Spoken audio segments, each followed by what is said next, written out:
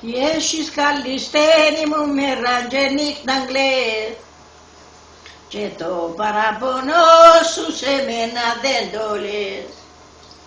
Τι θα σου πω μανούλα μου, τι θα σου διηγηθώ, όπως αγάπησες εσύ αγάπησα κι εγώ.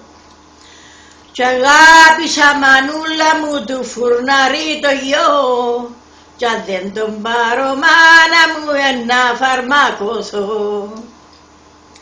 Μπαίνει στην καμαρά της κι αυτής κλειδώνεται και παίρνει το φαρμάκι και φαρμακώνεται.